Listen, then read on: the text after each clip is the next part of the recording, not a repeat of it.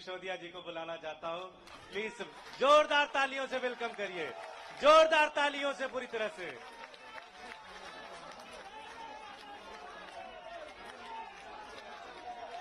भारत माता की इंकलाब। और वो नारा जिससे ये पिछले 10 साल से खौफ खाते हैं कि अगर देश के दिल में ये नारा बैठ गया है, हाँ, भ्रष्टाचार का एक ही काल, भ्रष्टाचार का एक ही काल। ये ईडी और सीबीआई का ताना बाना इसलिए नहीं बुना गया कि कोई बेईमानी हो गई है। ये ईडी और सीबीआई का ताना बाना इसलिए बुना गया है कि कश्मीर से कन्याकुमारी तक किसी चाय के ढाबे पे भी रुके हुए 10 लोगों से बात करोगे कि केजरीवाल कौन है जानते हो? बोले यार वो दिल्ली में काम बड़ा शानदार कर रहा है, और काम तो कर ही रहा है, ईमानदारी से कर रहा है। केजरीवाल जी का नाम आज ईमानदारी का प्रतीक बन गया पूरे देश में। और भारतीय जनता पार्टी इतनी अपने आप को कहते हैं दुनिया की सबसे बड़ी पार्टी होने के बावजूद एक राज्य में एक उदाहरण नहीं पेश कर पाई कि उस राज्य में काम ईमानदारी से हो रहा है और काम हो रहा है। उस छवि को बिगाड़ने के लिए ये सारा षड्यंत्र, सारे कुचक्र रचे जा रहे हैं, उस अरविंद केजरीवाल जी की ईमानदारी की छवि को बिगाड़ने के लिए। लेकिन जनता जानती है, जनता के दिल के दरवाजे खुले हुए हैं। आप जेल के दरवाजे बंद कर सकते हो, लेकिन जनता के दिल के दरवाजे बंद नहीं कर सकते। जनता के दिलों में आज भी वही नारा गूंज रहा है पिछले 10 साल से। बताइए क्या? भ्रष्टाचार का एक ही काल, भ्रष्टाचार का एक ही काल। और जिनका जिक्र अभी संजय भाई ने किया कि इधर उधर जितने भ्रष्टाचारी थे सबको इकट्ठा करके भारतीय जनता पार्टी बना ली और भारतीय जनता पार्टी बड़ी पार्टी कर ली, उनको भी कहना चाहता हूं कि आपका काल अभी जेल में है, लेकिन ज्यादा दिन तक जेल में नहीं रख पाओगे, आपका काल बाहर आएगा। 17 महीने। ठीक है वो वहां भी पता कर लेना चाहिए। ये आंसुओं, इन आंसुओं ने मुझे ताकत दी है 17 महीने जेल में। मैं जब राजघाट पे आपसे बात करके गया था तो कह के गया था शायद 7-8 महीने लगेंगे। मुझे उम्मीद थी कि 7-8 महीने में न्याय मिल जाएगा, लेकिन कोई बात नहीं, 17 महीने लग गए। 17 महीने लग गए, लेकिन जीत सच्चाई की हुई है, जीत ईमानदारी की हुई है। इसीलिए कहते हैं कि भगवान के घर पे देर है लेकिन अंधेर नहीं है। भगवान के घर पे देर हो सकती है लेकिन अंधेर नहीं हो सकती है। इनकी तो बड़ी कोशिशें करी इन्होंने, संजय भाई के ऊपर, मेरे ऊपर, अरविंद जी के ऊपर, पार्टी के और नेताओं के ऊपर। देश के सख्त से सख्त कानूनों की सख्त से सख्त धाराएं लगा के इनको बंद कर दो झूठे सच्चे केस में, और ऐसी ऐसी धाराएं लगा दो जो दुनिया भर में आतंकवादियों के ऊपर लगाई जाती हैं। ऐसी ऐसी कानूनों की धाराएं लगा दो जो दुनिया में ड्रग माफिया के ऊपर लगाई जाती हैं। ऐसी ऐसी धाराएं लगा के इन्होंने सोचा इनको जेल में बंद कर दो, तो जैसे आतंकवादी को जेल में डाल देते हैं तो सड़ता रहता है, जैसे ड्रग माफिया को जेल में डालते हैं तो दुनिया में सड़ता रहता है। इन्हें लगा अरविंद केजरीवाल, मनीष सिसोदिया और संजय सिंह को भी जेल में डालेंगे तो सड़ जाएंगे। लेकिन आपके आंसुओं की कीमत है ये, आपके आंसुओं की ताकत है ये कि जेल के ताले भी पिघल जाते हैं।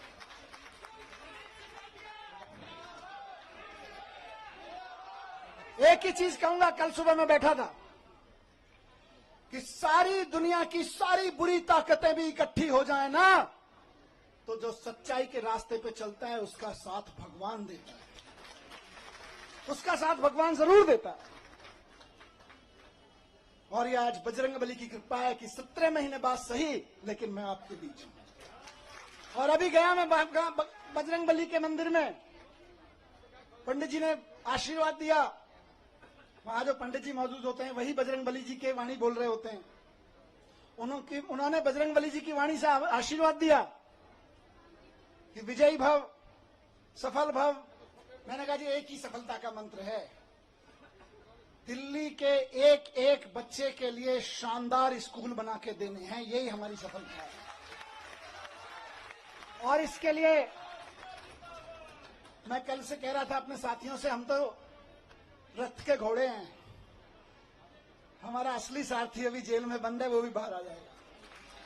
फिर उसके बाद हमको तो जहां हकेंगे हम हकेंगे, लेकिन हमारा असली सारथी भी जेल में बंद है और जेल के ताले टूटेंगे, बहुत जल्दी छूट के आ जाएंगे। बहुत कृपा है अरविंद जी के ऊपर बजरंगबली की। आपको याद है ना, लंबे समय से बहुत सारे लोग साथ हैं, कितने शुगर का पेशेंट होने के बावजूद कितना लंबा लंबा फास्ट किया, केवल बजरंगबली जी की कृपा से। तमाम तरह के आरोप, इतने इतने आरोप लगाए झूठे झूठे, बच गए, निकल के आ गए केवल अरविंद जी बजरंगबली जी की कृपा से।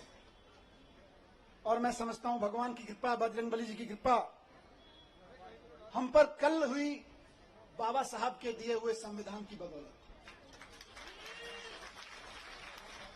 बाबा साहब ने, जब ये मुकदमे की सुनवाई चल रही थी, मैं बहुत ध्यान से सुन रहा था, पढ़ रहा था, पूरी डिटेल ले रहा था वकील साहबों से। बाबा साहब ने 75 साल पहले, करीब 75 साल पहले अंदाजा लगा लिया था कि कभी कभी ऐसा भी होगा, हम लोकतंत्र का संविधान बना रहे हैं, लेकिन कभी कभी ऐसा भी होगा कि इस देश में तानाशाही ताकतें आके आतंकवादियों और ड्रग माफियाओं पर लगाए जाने वाले कानून को आम आदमी के ऊपर लगाएंगे, व्यापारियों के ऊपर लगाएंगे, विपक्षियों के ऊपर लगाएंगे। तो उस वक्त उन व्यापारियों को, उन आम आदमियों को, उन विपक्षियों को कौन बचाएगा?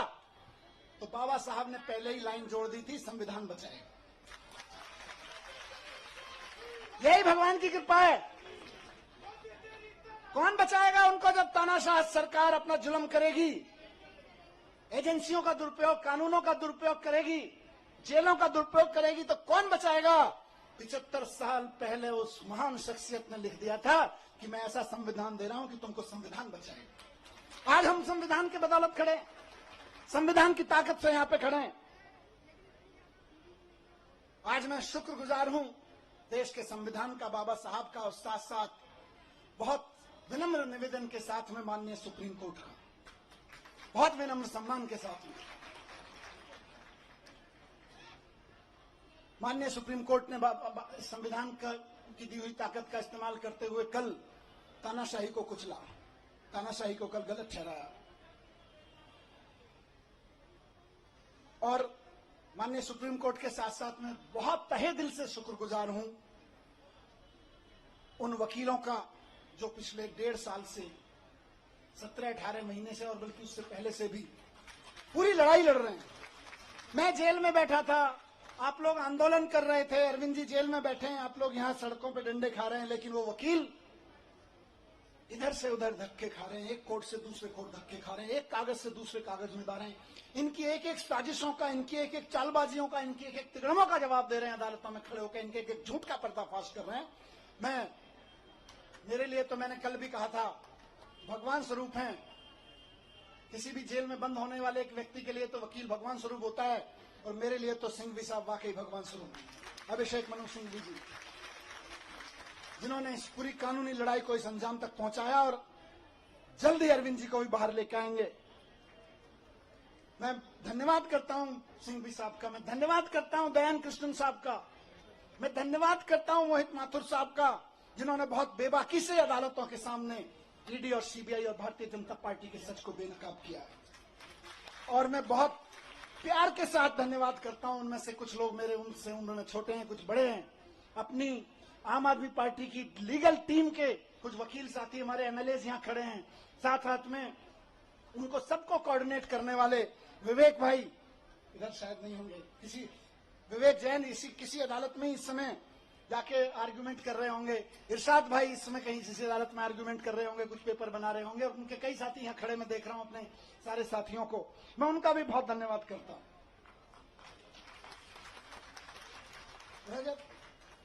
साथ साथ में मैं शुक्रगुजार हूं देश भर में आम आदमी पार्टी के एक एक कार्यकर्ता का, नेताओं का। मैं तो 17 महीने जेल में था, जेल की छोटी सी एक कोठरी थी, इसकी 1/4 सी, इस पूरे स्टेज की 1/4 कोठरी में कोई नहीं।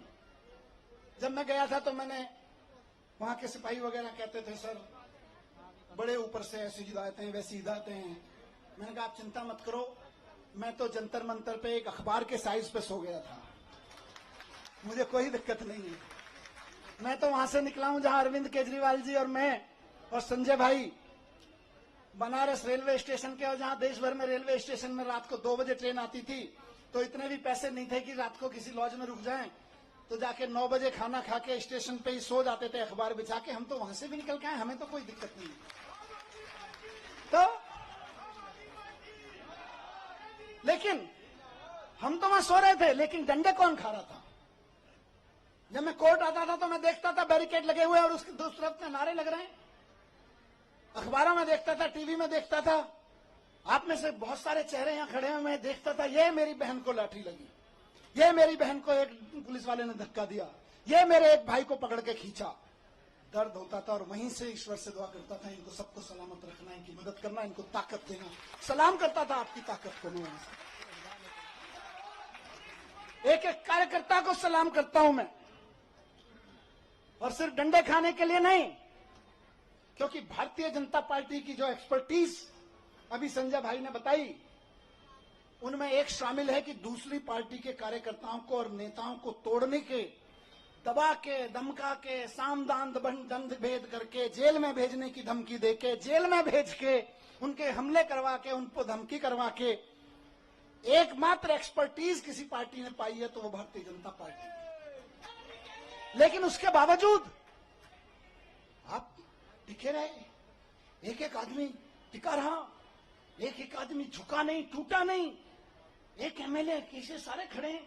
मैं जानता हूं किस किस के ऊपर क्या क्या दबाव नहीं था और क्या क्या नहीं होगा और क्या क्या धमकियां नहीं आ रही थी, लेकिन उसके बावजूद बेबाकी से खड़े रहे, सीना तान के खड़े रहे। उस सीने, तने हुए सीने को मैं सलाम करता हूं आप लोगों को, आप डटे रहे। और आज देखिए मजे की बात, अब तो दुश्मन भी इस बात को मानने लगा है कि यार इन आम आदमी पार्टी वालों में कुछ तो मिट्टी है, जो 17 महीने 6 महीने जेल में रह जाते हैं इनके नेता, उसके बावजूद ना झुकते हैं ना टूटते हैं, किसी मिट्टी के तो बने हैं। ये उस मिट्टी के बने हैं, मैं बताता हूं, ये उस मिट्टी के बने हैं भारतीय जनता पार्टी वालों, जिस मिट्टी पर भगत सिंह का पसीना की बूंदें गिरी हुई हैं, जिस मिट्टी पे गांधी ने गोली खाई थी, जिस मिट्टी पे भगत सिंह के पसीने की बूंदें गिरी हुई हैं, जिस मिट्टी पे खड़े होके बाबा साहब ने तुम्हारी जैसी लोगों की ताकतों के, उस वक्त की ताकतों के जुल्म झेले थे, उस मिट्टी से ये बने हुए हैं। इनको तुम्हारी तोता मैना क्या तोड़ पाएंगे, ये तुम्हारे सीबीआई और ईडी क्या तोड़ पाएंगे, इनको नहीं टूटे लोग। और मैं जेल में बैठा बैठा दुआएं करता रहा और सलाम करता रहा अपने एक एक साथी को कि यह है अरविंद केजरीवाल की मुट्ठी, यह है अरविंद केजरीवाल की फैमिली, यह है अरविंद केजरीवाल का कुनबा, जिसकी एक उंगली को भी हिम्मत से हिला नहीं पा रहे हो तुम लोग। वाह, फक्र था मुझे सब। आपने कहा ना कि आप आंसू बहाते थे बाहर, मैं कहता हूं मैं फक्र से सीना चौड़ा करके उस जेल की कोठरी में बैठा होता था अपने एक एक भाई पे के ऊपर, एक एक बहन के ऊपर। ये मेरी ताकत थी। जेल के अंधेरे, मैं कहूंगा कि जेल के अंधेरे में ये ताकत तो होती है कि वो तोड़ तो सकती